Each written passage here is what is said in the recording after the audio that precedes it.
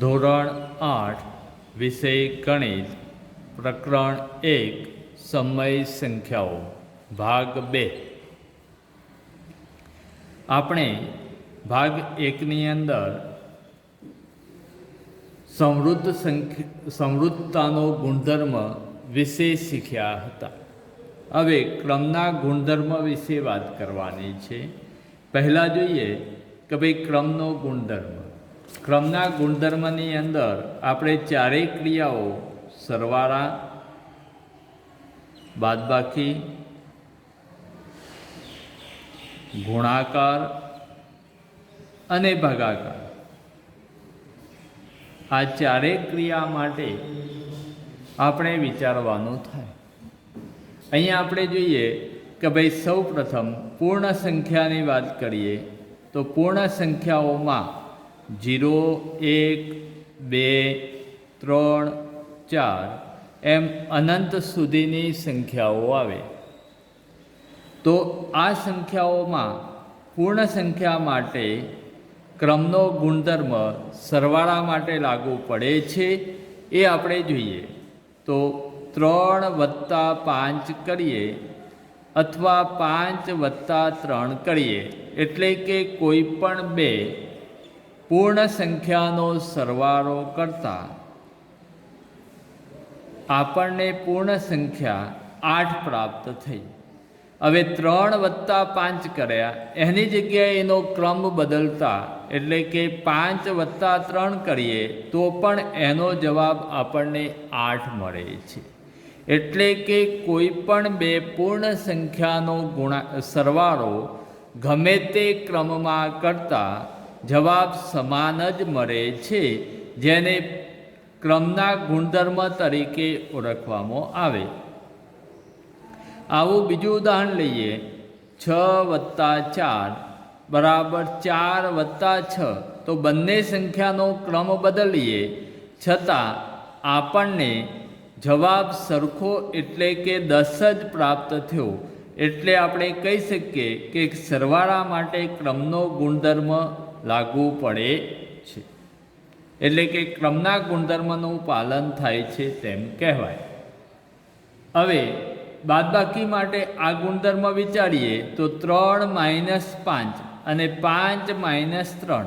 તો 3 - 5 માટે આપણે જોઈશું તો 3 - 5નો જવાબ થશે -2, જ્યારે 5 - 2 થશે અને 5 - 3નો જવાબ થશે એ 2 આવશે. એટલે કે -2 અને 2 સમાન નથી, માટે બાદબાકી માટે ક્રમના ગુણધર્મનું પાલન થતું નથી.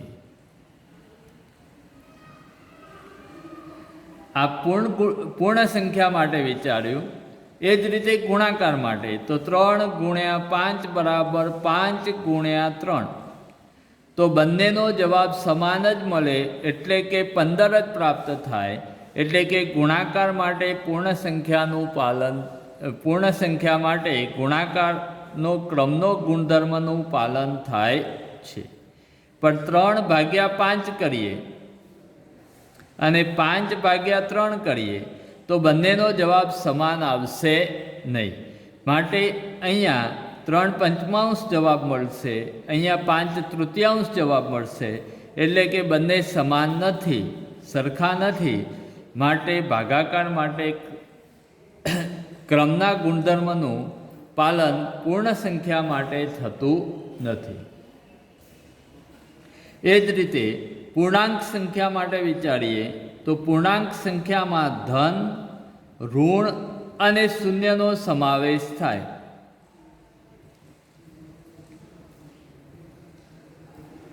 તો પૂર્ણાંક સંખ્યાઓની વાત કરીએ ત્યારે સરવાળા માટે વિચારીએ તો સરવાળાની ક્રિયામાં 3 + -5 અથવા -5 + 3. તો આ બંનેનો સરવાળો કરશું તો અહીંયા -2 જવાબ આવશે, અહીંયા પણ -2 જવાબ આવશે. એટલે કે પૂર્ણાંક સંખ્યાઓ માટે આપણે વિચારીએ તો તો ક્રમના ગુણધર્મનું પાલન સરવાળાની ક્રિયા માટે થાય છે. તે જ રીતે બાદબાકી માટે વિચારશું તો બાદબાકીની અંદર 5 ઓછા 3 બરાબર -3 -5. તો 5 -3 એટલે 5 + 3 થઈ ગયા, -3 + 5 થયા. આનો જવાબ 2 અને 5 + 3નો જવાબ થશે 8. એટલે કે -3 + 5 બરાબર 2. આ બંનેના જવાબ સમાન આવતા નથી. એટલે કે બાદબાકી માટે ક્રમના ગુણધર્મનું પૂર્ણાંક સંખ્યા માટે પાલન થતું નથી. એ જ રીતે આપણે વિચારીએ ગુણાકાર માટે. તો ગુણાકારની ક્રિયાઓમાં આપણે જોઈશું તો ગુણાકારની અંદર 3 × 5 કરીએ અથવા 5 × 3 કરીએ તો કોઈ પણ બે પૂર્ણાંક સંખ્યાનો ગુણાકાર ગમે તે ક્રમમાં કરીએ જવાબ સમાન જ પ્રાપ્ત થાય. એટલે કહીએ કે ભાઈ ગુણાકારની ક્રિયા માટે ક્રમના ગુણધર્મનું પાલન થાય છે. હવે ભાગાકારની વાત કરશું તો ભાગાકારની ક્રિયામાં 3/5 બરાબર 5/3.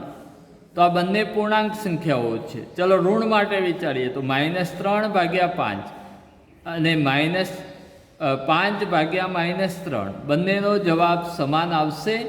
તો આપણે જોઈએ -3/5 અહીંયા થશે -5/3, એટલે આ સમાન છે નહીં.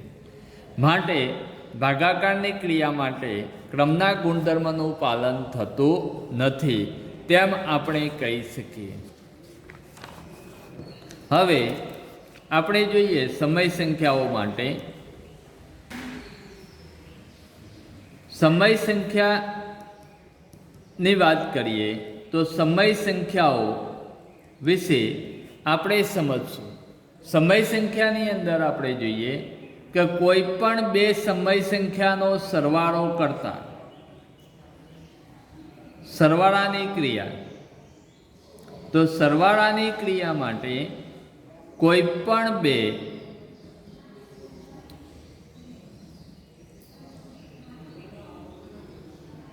સમય સંખ્યાનો સરવાળો કરતા જવાબ સમાન જ આવે.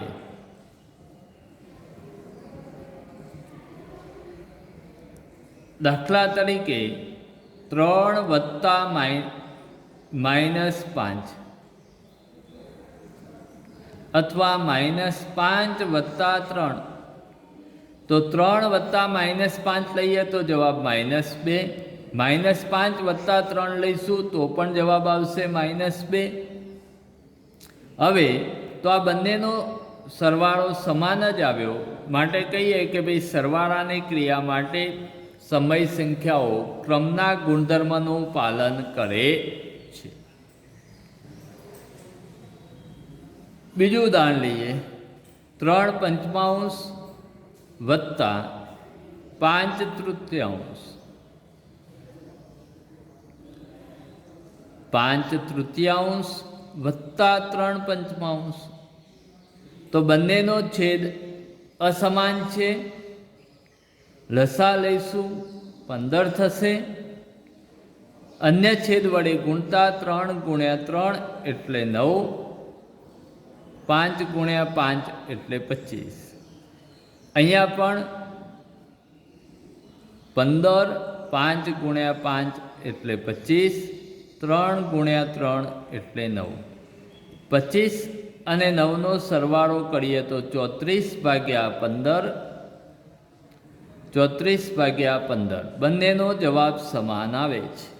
માટે સરવાળાની ક્રિયા માટે ક્રમના ગુણધર્મનું પાલન થાય છે સમય સંખ્યાની માટે. એ જ રીતે બાદબાકીના માટે વિચારશું તો ક્રમના ગુણધર્મની વાત કરીએ બાદબાકીની ક્રિયા માટે,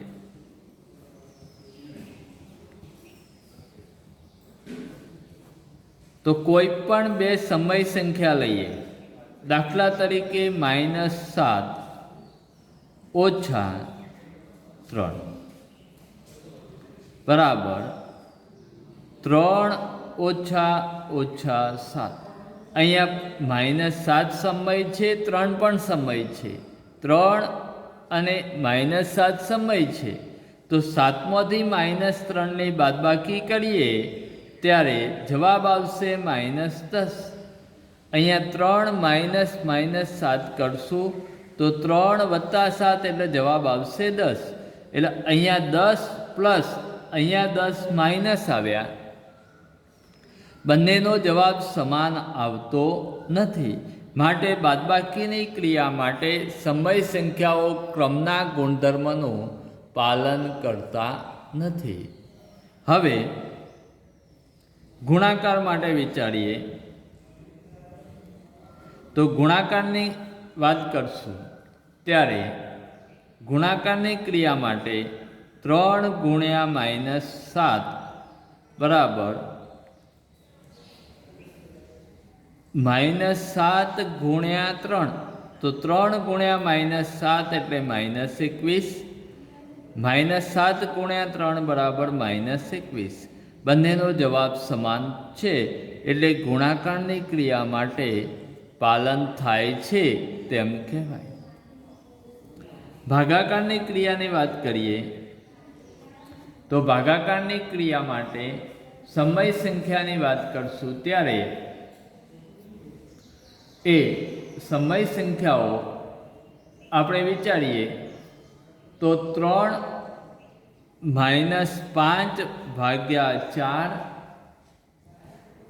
ભાગ્યા 3/7 બરાબર 3/7 ભાગ્યા -5/4. તો અહીંયા જોઈએ -5/4 ભાગ્યાના ગુણ્યા કરશું તો 7/3, અન્ય છેદ વડે ગુણશું 21, 5 × 3 = -15, એટલે કે અહીંયા આપણે જોઈએ તો 5 × 7 એટલે -35 અને 4 × 3 = 12, એટલે કે ડાબી બાજુનો જવાબ આપણને -35/12 આવે. હવે જમણી બાજુનું સાદું રૂપ આપશું તો 3/7 ભાગાકારના ગુણાકાર કરવા પડશે એટલે 4/5. તો અહીંયા જોઈશું 4 × 3 = 12 -35 એટલે -12/35 આવે. તો અહીંયા બંનેના જવાબ સમાન આવતા નથી. માટે ભાગાકારની ક્રિયા માટે સમય સંખ્યાઓ એ ક્રમના ગુણધર્મનું પાલન કરતી નથી તેમ આપણે કહી શકીએ. હવે આપણે બીજું જોઈએ જૂથનો ગુણધર્મ. તો આપણે આની અંદર ક્રમના ગુણધર્મની વાત કરી તો સમય સંખ્યા માટે આપણે વિચારીએ કે કોઈ પણ બે સમય સંખ્યાનો ગુણાકાર ગમે તે ક્રમમાં કરીએ અથવા કોઈ પણ બે સમય સંખ્યાનો સરવાળો આપણે ગમે તે ક્રમમાં કરીએ તો જવાબ સમાન જ થાય. એટલે કે સરવાળા અને ગુણાકાર માટે ક્રમના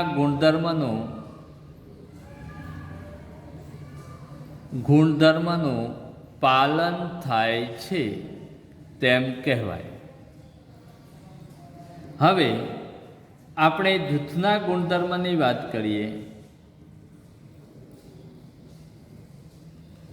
તો જૂથના ગુણધર્મની વાત કરશું ત્યારે કોઈ પણ 3 સમય સંખ્યા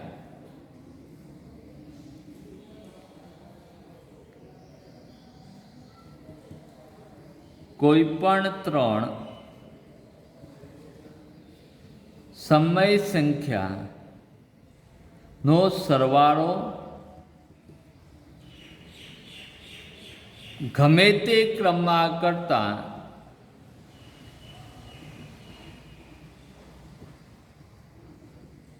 જવાબ સમાન જ આવે માટે એ જૂથના ગુણધર્મનું પાલન થાય છે તેમ કહેવાય. તો અહીંયા આપણે જોઈશું 3 + 4 + 5 આ ત્રણે સમય સંખ્યા છે, એનો આપણે સરવાળો કરીએ અથવા પહેલાં બેનો સરવાળો કરીએ અને ત્રીજી સંખ્યા ઉમેરીએ, અથવા તો પાછળની બે સંખ્યાનો સરવાળો કરી જેમાં પ્રથમ સંખ્યા ઉમેરીએ, જવાબ સમાન જ મળે. 3 + 4 એટલે 7, 7 × 5 = 12. એ જ રીતે 4 + 5 = 9, 9 + 3 એટલે 12 થાય. એટલે કે કોઈ પણ ત્રણ સમય સંખ્યાનો સરવાળો, સમય સંખ્યા હોય એ પૂર્ણ સંખ્યા અને પૂર્ણાંક સંખ્યા પણ હોય. માટે આપણે કહીએ કે પૂર્ણ અને પૂર્ણાંક માટે પણ સરવાળા માટે ક્રમના જૂથના ગુણધર્મનું પાલન થાય છે. એ જ રીતે કોઈ પણ ત્રણ સમય સંખ્યાના સરવાળાની જગ્યાએ આપણે ગુણાકાર કરીએ. કોઈ પણ ત્રણ સમય સંખ્યાના નો ગુણાકાર ગમે તે ક્રમમાં કરતા, કોઈ પણ ત્રણ સમય સંખ્યાનો ગુણાકાર ગમે તે ક્રમમાં કરવામાં આવે 3 × 4 × 5, 3 × 4 × 5 એટલે કે પહેલી બે સંખ્યાનો ગુણાકાર કરી ત્રીજી સંખ્યા વડે ગુણીએ અથવા પાછળની બે સંખ્યાનો ગુણાકાર કરી પ્રથમ સંખ્યા સાથે ગુણતા જવાબમાં કોઈ ફરક પડતો નથી. 3 × 4 એટલે 12, 12 × 5 એટલે 60 થાય, 4 × 5 × 3 એટલે પણ 60 આવે.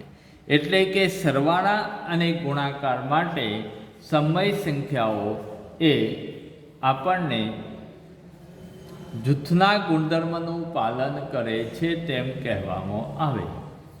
પરંતુ બાદબાકી અને ભાગાકાર માટે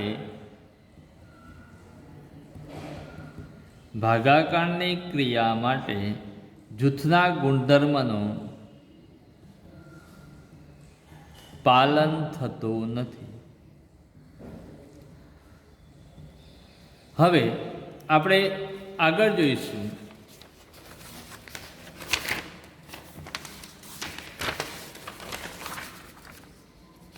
આપણે ત્રણ ગુણધર્મો વિશે જોયું. સમૃદ્ધતાનો ગુણધર્મ,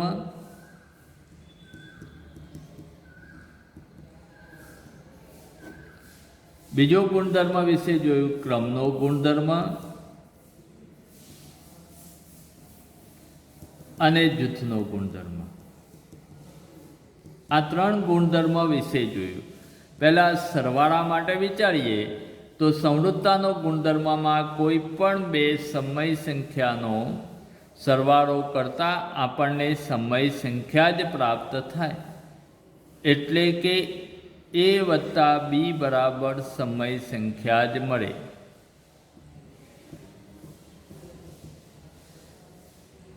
ગુણાકાર માટે પણ કહીએ કે A + B બરાબર A × B બરાબર સમય સંખ્યા.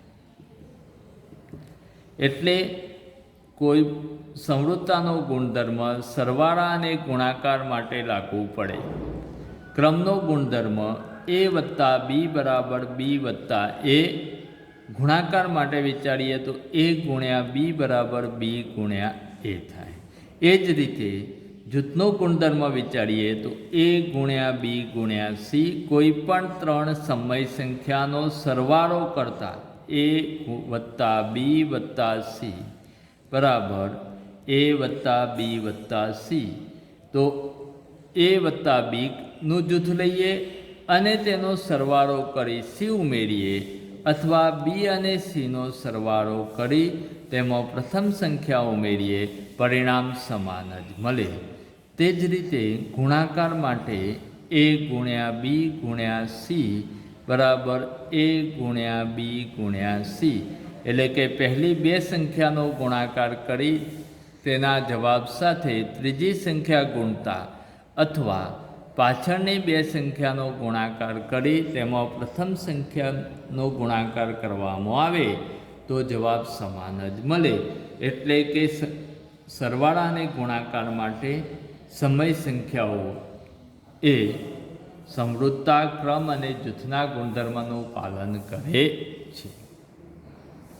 હવે આપણે એના એ સિવાય બીજા એક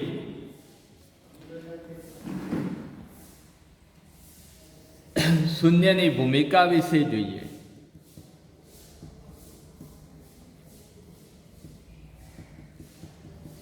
શૂન્યની ભૂમિકાની વાત કરીએ તો સામાન્ય રીતે શૂન્ય એ સરવાળા માટે તટસ્થ ઘટક છે તેમ કહેવામાં આવે. ને એ સરવાળા માટે તટસ્થ ઘટક છે, એટલે કે શૂન્ય એ સરવાળાનો એકમ ઘટક છે એમ કહેવાય. 3 + 0 બરાબર 3 થાય, -5 + 0 બરાબર -5 થાય, -3/7 + 0 બરાબર -3/7 જ મળે. એટલે કે કોઈ પણ સમય સંખ્યામાં શૂન્ય ઉમેરતા આપણને જવાબ તેનો તે જ મળે છે. માટે શૂન્ય એ સરવાળા માટેનો એકમ ઘટક અથવા તટસ્થ ઘટક છે તેમ કહેવાય. એકની ભૂમિકાની વાત કરીએ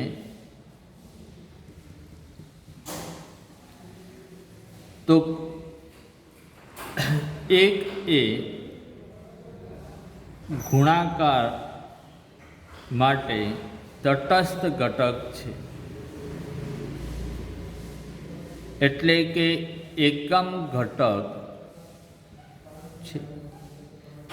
કોઈ પણ સમય સંખ્યાનો એક વડે ગુણાકાર કરવામાં આવે તો જવાબ તેનો તે જ પ્રાપ્ત થાય. -3 × 1 બરાબર -3, 3 × 1 બરાબર 3, -7/8 × 1 બરાબર -7/8. આમ કોઈ પણ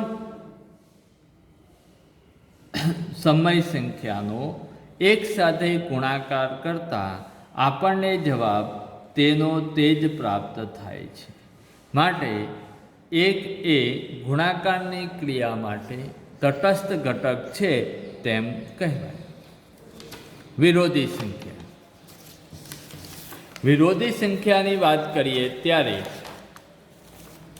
વિરોધી સંખ્યા એટલે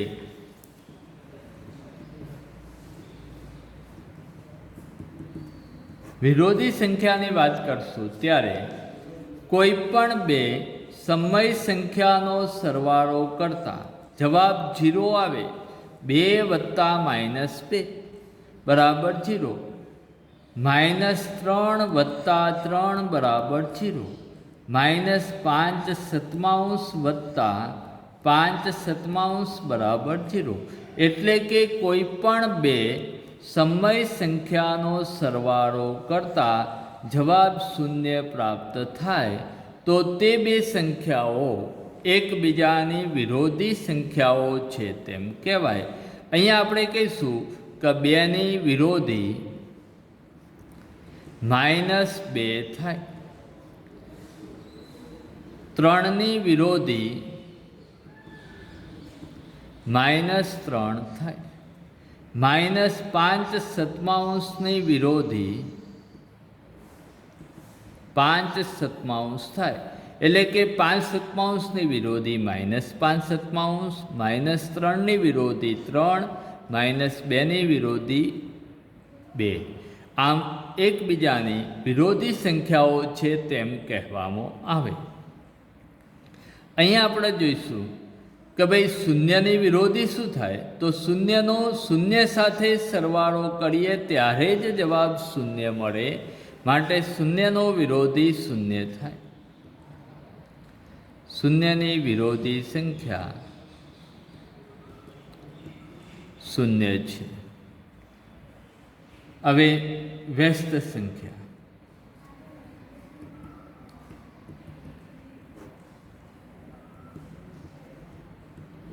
કોઈ પણ બે સમય સંખ્યાનો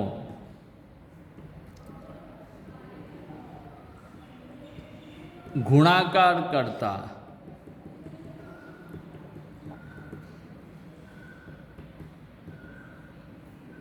આપણને જવાબ 1 મળે તો તે બે સંખ્યાઓ એકબીજાની વ્યસ્ત સંખ્યાઓ છે તેમ કહેવાય. 3/4 ગુણ્યા 4/3 તો જવાબ 1 થશે. 4 4 ઉડી જશે, 3 3 ઉડી જશે, માટે આપણે કહી શકીએ 3/4 વિરોધી 3/4 વ્યસ્ત 4/3 છે. એ રીતે -5/4 ગુણ્યા -4/5 બરાબર 1, એટલે કે -5/4 વ્યસ્ત -4/5 થાય. 6 વ્યસ્ત 1/6 થાય. આ વ્યસ્ત સંખ્યાની વાત થઈ. 1 વ્યસ્ત 1 અને -1 વ્યસ્ત -1 થાય. આ યાદ રાખો. કઈ કઈ સંખ્યાનો વ્યસ્ત તેનો તેજ પ્રાપ્ત થાય?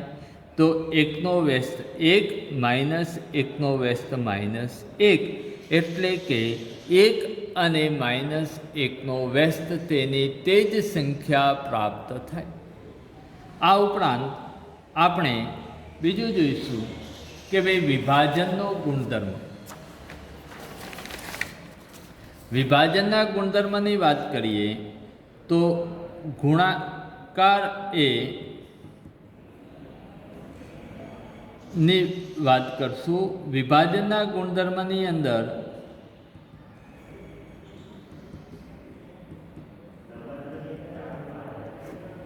તો ગુણાકાર એ સરવાળા અને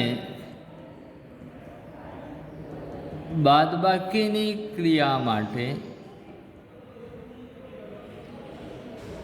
સરવાળા અને બાદબાકી પર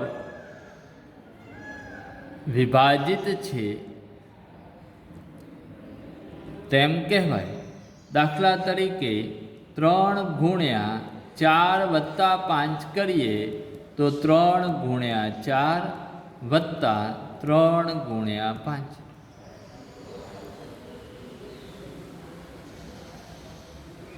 3 ગુણ્યા -8 વત્તા 7 તો 3 ગુણ્યા -8 વત્તા 3 ગુણ્યા 7 એવું આપણે લખી શકીએ. તો બંનેના પરિણામો સરખા છે, એટલે કે ગુણાકાર એ સરવાળાની ક્રિયા પર વિભાજિત છે તેમ કહેવાય. એ જ રીતે 8 ગુણ્યા 6 - 2 તો 8 ગુણ્યા 6 ઓછા 8 ગુણ્યા 2 એમ કહેવાય. એટલે આપણે કહી શકીએ કે કોઈ પણ સમય સંખ્યા હોય એનો b વત્તા c સાથે ગુણાકાર કરવામાં આવે તો a ગુણ્યા b વત્તા a ગુણ્યા c થાય. એ જ રીતે a b - c હોય તો a ગુણ્યા b માઇનસ A ગુણ્યા C થાય.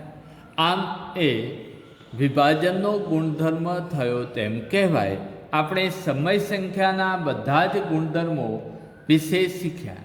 હવે આપણે કેટલાક ઉદાહરણ લઈએ કે કયો ગુણધર્મ દર્શાવે છે એ આપણે જોવાનું છે. તો અહીંયા આપણે જોઈશું, તમને મટીરિયલની અંદર કેટલાક ગુણધર્મોના ઉદાહરણો આપેલા છે. કયો ગુણધર્મ છે એ આપણે સમજવાનું છે. નીચેના વિધાન કયો ગુણધર્મ ધરાવે છે તે જણાવો. તો અહીંયા જોઈએ 2/3 વત્તા 8/7 બરાબર 8/7 વત્તા 2/3. તો 2/3 વત્તા 8/7 બરાબર 8/7 વત્તા 2/3. તો બંનેનો ક્રમ બદલાય છે, જવાબ સમાન જ મળે, માટે એ સરવાળા માટે ક્રમના ગુણધર્મનું ઉદાહરણ છે તેમ કહી શકીએ. અહીંયા જુઓ, 3.4 ગુણ્યા 5.2 ઓછા 3.2 બરાબર 3.4 ગુણ્યા 5.2. તો પ્રથમ સંખ્યા સાથે ગુણાકાર થયેલો છે. 3.4નો બીજી સંખ્યા પણ સાથે ગુણાકાર છે. 3.4 ગુણ્યા 3.2 વચ્ચે બાદબાકીનું ચિહ્ન છે, માટે આ ગુણધર્મ એ વિભાજનનો ગુણધર્મ છે તેમ કહેવામાં આવે. 2/3 વત્તા 0 બરાબર 2/3. તો જવાબ શું થયો? 2/3માં શૂન્ય ઉમેરતા 2/3 જ પ્રાપ્ત થયો, એટલે કે કહેવાય શૂન્ય એ સરવાળાનો એકમ ઘટક ધરાવતો છે એમ આપણે કહીશું. એટલે શૂન્ય એ સરવાળાનો એકમ ઘટકનો ગુણધર્મવાળું ઉદાહરણ છે તેમ કહી શકાય. 3/11 ગુણ્યા 1 બરાબર 3/11. એટલે કે આ ગુણધર્મ એ ગુણાકારનો એકમ ઘટક 1 છે તે દર્શાવે છે. 3.5 ગુણ્યા 2.8 ગુણ્યા 3.9 બરાબર 3.5 ગુણ્યા 2.8 ગુણ્યા 3.9. એટલે કે ગુણાકાર માટે જૂથનો ગુણધર્મ દર્શાવે છે તેમ આપણે કહી શકીએ. એ જ રીતે બીજા કેટલાક ઉદાહરણો તમારી જાતે આપણે કહી શકીએ. 4/9 વત્તા 7/9 બરાબર 11/9. તો કોઈ પણ બે સમય સંખ્યાનો સરવાળો કરતાં આપણને સમય સંખ્યા જ પ્રાપ્ત થઈ, માટે સરવાળા માટે સમૃદ્ધતાનો ગુણધર્મ છે તેમ કહેવાય. 7/8 ગુણ્યા 8/7 બરાબર 1 એ વ્યસ્ત સંખ્યાનું અસ્તિત્વ ધરાવે છે તેમ કહેવાય. આમ આપણે આ ગુણધર્મો વિશે જોયું. અહીંયા કેટલાક બીજી ખાલી જગ્યાઓ વિશે જોઈએ. ચલો, -13/2 વ્યસ્તનો વિરોધી ખાલી જગ્યા છે. તો -3 13/2 એનો વ્યસ્ત કરશું તો શું થશે? 2/13. પણ કેવા હશે? માઇનસ. હવે એનો વિરોધી કે છે તો -2/13 નો વિરોધી થશે 2/13. એટલે આ ખાલી જગ્યામાં જવાબ આવશે 2/13. 8ના વિરોધીનો વિરોધી. તો 8 સંખ્યા છે, તો 8નો વિરોધી શું થશે? 8નો વિરોધી થશે -8. અને એનો વિરોધી ફરીથી કીધો છે, તો એનો વિરોધી કરશું 8. એટલે 8ના વિરોધીનો વિરોધી 8 છે. એમ આ ખાલી જગ્યામાં આપણે જવાબ લખી શકીએ. 3/7 ગુણ્યા 4/6 નો વ્યસ્ત. હવે 3/7 ગુણ્યા 4/6 આનો વ્યસ્ત કરવાની વાત કરીએ તો પહેલાં સૌ પ્રથમ આનું આપણે સાદું રૂપ આપવું પડે. 3/7 ગુણ્યા 6/14 14/6. તો છેદ ઉડાડશું. 7×2 = 14, 2 3 6 3 3 ઉડી ગયા, જવાબ 1 આવ્યો. અને 1નો વ્યસ્ત શું થશે? 1નો વ્યસ્ત 1 થાય. a વત્તા b બરાબર 0. તો a અને b પરસ્પર ખાલી જગ્યા સંખ્યાઓ છે. તો કોઈ પણ બે સંખ્યાનો સરવાળો કરતાં જવાબ 0 આવે તો તે બે સંખ્યાઓ પરસ્પર વિરોધી સંખ્યા છે તેમ આપણે કહી શકીએ. આમ આવી ખાલી જગ્યાઓ અને ગુણધર્મ ઓળખતા આપણને આવડવા જોઈએ. ત્યાં સુધીનું આપણે જોયું. હવે અગાઉના વિડીયોની અંદર ગુણધર્મનો ના ઉપયોગ કરી સાદું રૂપ આપો અને કેટલાક સ્વાધ્યાયના દાખલા લઈશું. આ ઉપરાંત આપણે જે તમારું પ્રથમ દિવસ અને બીજા દિવસનું ગૃહકાર્ય છે એ તમે સ્વાધ્યાય પોથી અને મટીરિયલમાં સૂચવ્યા મુજબ કામ કરવું